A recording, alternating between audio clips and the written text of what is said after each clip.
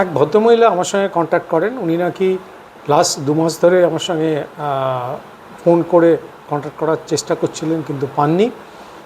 Finally উনি WhatsApp করেন। এখানে আমি একটা কথা বলে দিই সবাইকে, আমাকে প্রথমে কন্ট্যাক্ট করতে গেলে বেস্ট ওয়ে হচ্ছে হোয়াটসঅ্যাপ করা, আপনাদের ডিটেলস দিয়ে এবং কন্ট্যাক্ট ফোন নাম্বার দিয়ে কেন কি জানতে চাইছেন, আপনাদের ব্যাকগ্রাউন্ড, মানে যেই ক্যান্ডিডেটের জন্য জানতে চাইছেন তার ব্যাকগ্রাউন্ড এবং কি জানতে চাইছেন বা কি আমার কাছ থেকে সাহায্য চাইছেন সেটা ডিটেলসে বলবেন।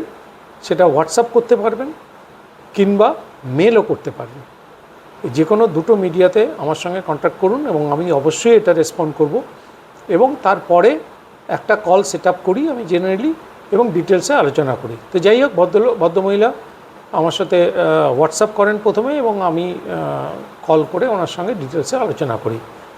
তো সমস্যাটা হচ্ছে ওনার ছেলে এবছর কলকাতার একটা ইংলিশ মিডিয়াম স্কুল থেকে, যেটা কিনা ওয়েস্ট বেঙ্গল বোর্ডের আন্ডারে, মাধ্যমিক পাস করে এবং মাধ্যমিকের রেজাল্ট খুব ভালো হয়নি, সায়েন্সের মার্কস খুব কম, সেই জন্য স্কুল থেকে সায়েন্স স্ট্রিমে ওকে অ্যাডমিশন নেয়নি, ওকে বাধ্য হয়ে হিউম্যানিটিসে ওনারা ভর্তি করিয়েছেন। এরপর থেকে ছেলেটি খুব ডিপ্রেসড, কারণ হিউম্যানিটিস পড়ে কী করবে, ভবিষ্যৎ কী হবে, বাবা মারাও প্রচণ্ড চিন্তিত। তো এই কেসে উনি আমার কাছে জিজ্ঞেস করছিলেন যে কি করা যায়, এরপরে ও কি পড়বে, কোনটা পড়লে ভালো হয়। তো এখন ব্যাপারটা হচ্ছে যে আমি বারবার বলি সবাইকে যে কোনো স্টুডেন্টের তার ইন্টারেস্ট, এবিলিটি, পার্সোনালিটি টাইপ না জেনে কোনো কিছু ডিসিশন নেওয়াটা কিন্তু আজকের দিনে ভীষণভাবে ক্ষতিকারক। হয় সে সেলফ অ্যাসেসমেন্ট করতে পারে, তার স্ট্রেংথ, উইকনেস, ইন্টারেস্ট এগুলো সব জানবে, সে নিজে ডিসিশন নেবে।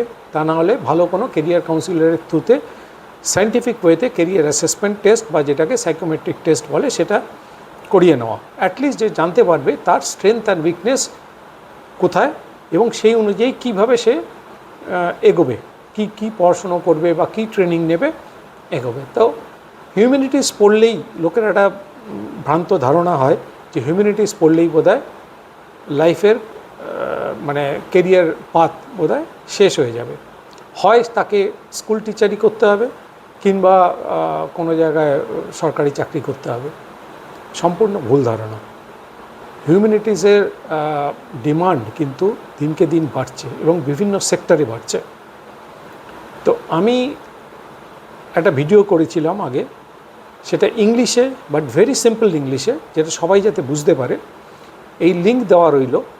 এখানে বিভিন্ন হিউম্যানিটি স্ট্রিমগুলো আছে বা বিভিন্ন আন্ডার গ্র্যাজুয়েট কোর্স যেগুলো করতে পারে সেগুলোকে আমি ডিটেলসে আলোচনা করেছি ওই কোর্সগুলো সম্বন্ধে।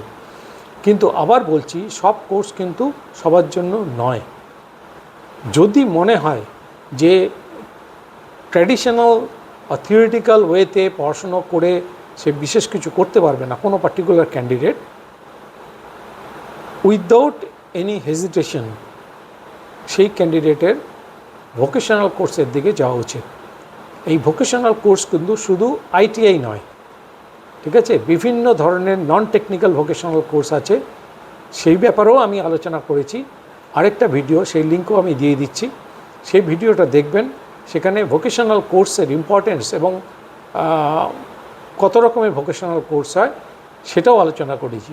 তো কাজেই যারা হিউম্যানিটিস নিয়ে মানে হায়ার সেকেন্ডারি পড়ছে তাদের হতাশ হওয়ার কোনো কারণ নেই। বিভিন্ন ধরনের কোর্স আছে, বিভিন্ন ধরনের কেরিয়ার অপশনস আছে, কিন্তু আগে জানতে হবে তার স্ট্রেংথ, উইকনেস, তার ইন্টারেস্ট অ্যান্ড এবিলিটি, ঠিক আছে। আরেকটা জিনিস এখানে আমি একটু সাজেস্ট করব, যারা অঙ্ক নেয়নি, মানে math is not a subject, main subject, যারা হিউম্যানিটিস পড়ছে অনেক সময় তারা ম্যাথে ভয় পায়, ওকে, ম্যাথে নাম্বার কম পেয়েছে বলে ম্যাথ নেয় না। আমি একটা কথা বলবো যে ক্লাস 10 অবধি যেই ম্যাথ শেখানো হয়েছে বা যেই ম্যাথ তারা শিখেছে, মানে অঙ্কটা যেটা শিখেছে, সেটা যেন এই 2 বছরে সে কন্টিনিউয়াস প্র্যাকটিস করে, কারণ ম্যাথ কিন্তু ভবিষ্যতে লাগবে। তো এই ভেবে নিজেকে তৈরি করা দুটো জিনিস আমি বললাম।